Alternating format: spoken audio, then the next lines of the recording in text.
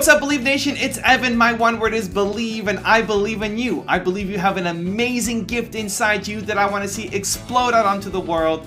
So to help you and maybe the younger people in your family on your journey, today we're going to learn what some of the best entrepreneurs in the world, their advice is for kids. Enjoy. Coming up first is Be on the Lookout for Your Passions with Jeff Bezos.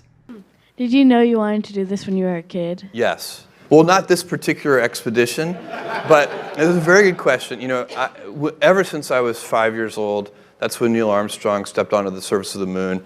I've been kind of passionate about space, rockets, rocket engines, space travel.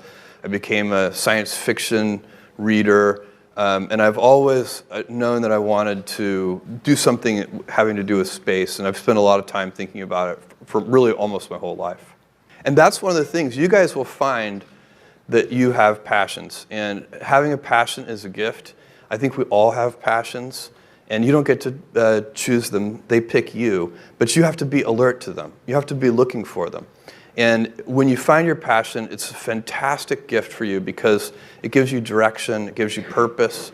You can have a job, or you can have a career, or you can have a calling. And the best thing is to have a calling. And if you find your passion, you'll have that, and all your work won't feel like work to you. Number 2 is learn how to code. Do you know what a computer programmer is? Yeah, no. No. No. When you're programming, you're teaching possibly the stupidest thing in the entire universe, a computer, how to do something. Programming is one of the only things in the world that you can do where you can sit down and just make something completely new from scratch, you know, whatever you want. It's really not unlike kind of playing an instrument or something, or playing a sport. It starts out being very intimidating, but you kind of get the hang of it over time. Coding is something that can be learned, and I know it can be intimidating. A lot of things are intimidating, but you know, what isn't? I was obsessed with maps when I was a kid, and cities specifically. So I taught myself how to program.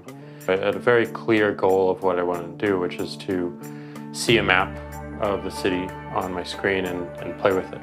Put things on the map, move things around the map. See what was happening in the city, how it worked, how it lived, how it breathed. I just think you have to start small, right? And I think that's one of the biggest misconceptions about computer science and programming overall is that you have to learn this big body of information before you can do anything. You don't have to be a genius to know how to code. You need to be determined. Addition, subtraction, that's about it. You should probably know your multiplication tables. You don't have to be a genius to code. Do you have to be a genius to read? Do you have to be a genius to do math? No? No?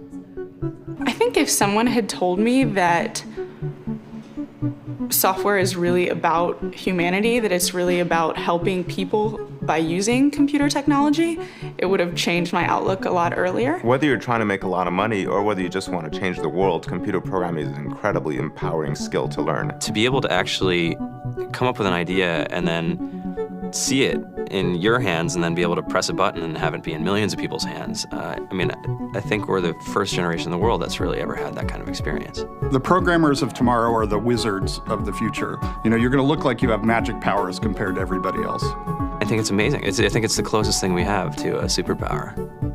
Great coders are today's rock stars. That's it. Up at number 3 is apply the physics technique with Elon Musk. You take crazy risks. You bet your fortune on it, and you seem to have done that multiple times. I mean, almost no one can do that. Can we have some of that secret sauce? Can we put it into our education system? Can someone learn from you? It is truly amazing what you've done. Oh, thanks. But when you want to do something new, you have to apply the physics approach. Physics is really sort of figured out how to discover new things that are counterintuitive, like quantum mechanics. It's really counterintuitive. So I think that's an important thing to do. And then also to really pay attention to negative feedback and solicit it, particularly from friends. This may sound like sort of simple advice, but it's hardly anyone does that, and it's incredibly helpful. Boys and girls watching, study physics. Coming in at number 4 is Explore the World with Neil deGrasse Tyson. So what is the meaning of life? I think people ask that question on the assumption that meaning is something you could look for, and then, oh, I found it. Here's the meaning. Here's what it is. I've been looking for it. Okay? And it doesn't consider the possibility that maybe meaning in life is something that you create. You manufacture for yourself and for others. And so when I think of meaning in life, I ask, have I learned something today that I didn't know yesterday? Bringing me a little closer to knowing all that can be known in the universe. Just a little closer. However far away all the knowledge sits, I'm a little closer. If I live a day and I don't know a little more that day than the day before, I think I wasted that day. So the people who at the end of the school year say, this summer I don't have to think anymore. I'm thinking, what? To learn is to become closer to nature. And to learn how things work gives you power to influence events, gives you power to help people who may need it, power to help yourselves, to shape a trajectory. So when I think of what is the meaning of life, to me that's not an eternal, unanswerable question. To me, that is in arm's reach of me every day. And so for you, at age 6 3/4, may I suggest that for you, you should explore nature as much as you possibly can. And occasionally that means getting your clothes dirty because you might want to jump into puddles and your parents don't want you to do that. You tell them that I gave you permission to jump into puddles.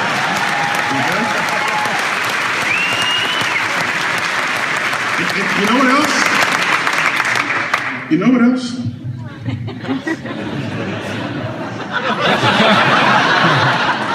So, part of being a kid is exploring the world around you. And all the way the laws of nature influence that world. So take different pots of pans and hit them with a spoon, and they'll all sound different. They'll sound different with different spoons.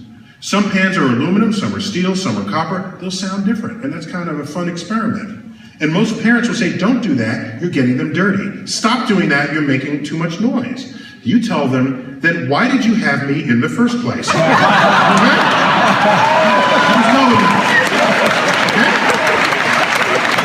Because, just to remind them that they didn't have kids so that they could keep having a neat house, okay? Because kids make things messy. And there's a reason why they make things messy, because they're exploring the world around them.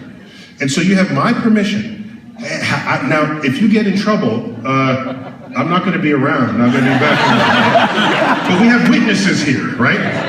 Okay, so your meaning in life will be enhanced if you're given as much freedom as you can to explore the world.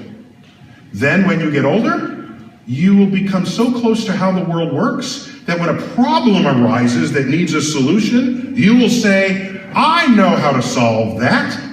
I've been thinking about that before. And I've been thinking about that ever since. Next is number 5, Choose to Do Hard Things with Jeff Bezos. In your life, what obstacles did you face before you achieved success? Did positivity help you in some ways, and how did you come up with the solution? Wow, that's a good philosophical question. We all have adversity in our lives. I doubt if you really, if you know somebody, any friend or anybody that you talk to, there's no lack of adversity. And by the way, that's good, because it's what teaches us how to get back up. You fall down, you get back up. It always happens. And, you get certain gifts in life and you want to take advantage of those. But I guess my advice on adversity and success would be to be proud not of your gifts, but of your hard work and your choices.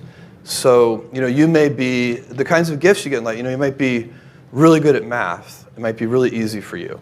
That's a kind of gift. But practicing that math and taking it to the next step, that could be very challenging and hard and take a lot of sweat. That's a choice. You can't really be proud of your gifts because they were given to you. You can be grateful for them and thankful for them. But your choices, you choose to work hard. You choose to do hard things. Those are choices that you can be proud of. At number 6 is Model Success with Gary Vaynerchuk. I want to be an entrepreneur when I get older, but I don't know where to start. Like, what action should I be taking right now as a kid? The best way to become something is to act like something. So you want to be an entrepreneur? Start acting like one, meaning start a business, start selling things. Both will work. Or find a mentor. Find the 18, 19, 20, 21-year-old kind of entrepreneur in your neighborhood and start helping her or him out for free, just to learn the hustle, to taste the game. You've got to put yourself in the position. There's no reading about entrepreneurship. Next is number 7, Have Iron Skin with Logan Paul. So what advice do you give to someone who's 8 years old, who wants to put content up, and of all the haters that may comment and just like destroy his spirit? So hard. So tough. It's horrible. It's horrible. When my mom goes, I want to do vlogs. My mom vlogs, guys. She's got like 700,000 subscribers. This is my mother. She's 55. When she goes, I want to do vlogs. I'm like, Mom, you have no idea. The internet is going to tear you apart. She's like, no, I'm fine. Week later, calls me sobbing. Look at you, won't believe what these people are saying about me. Are my wrinkles really that bad? Am I not funny? I'm like, Mom, I told you. You gotta have iron skin. But as an 8-year-old, it's hard to have iron skin because you're 8. So I'd say if you know you want to be a YouTuber and an influencer, just know the hate is coming. The negative comments are when I had acne in college when I was doing Vines. And like I get comments like, you look like a burn victim, whatever. And I'm like, ow! Like they hurt me. But at the end of the day, you like, who cares? There's like 5 of them saying that. At number 8 is Work Hard with Ashton Kutcher. I believe that opportunity looks a lot like hard work. When I was 13, I had my first job with my dad carrying shingles up to the roof. And then I got a job washing dishes at a restaurant. And then I got a job in a grocery store deli. And then I got a job in a factory sweeping Cheerio dust off the ground. And I've never had a job in my life that I was better than. I was always just lucky to have a job. And every job I had was a stepping stone to my next job. And I never quit my job until I had my next job. And so opportunities look a lot like work. Number 9 is Follow Your Dreams with APJ Abdul Kalam. Sir, how did you become so great? How did I become so great? That's the question. Well, which class you are studying? 4th. What's your dream in life? I want to become a singer. Singer. Hindustani or Carnatic? Hindustani or Carnatic music? Any music? Any music. Any music will become. Well, I don't know how big. I don't know. It's a relative terms. So I personally believe you must have a dream.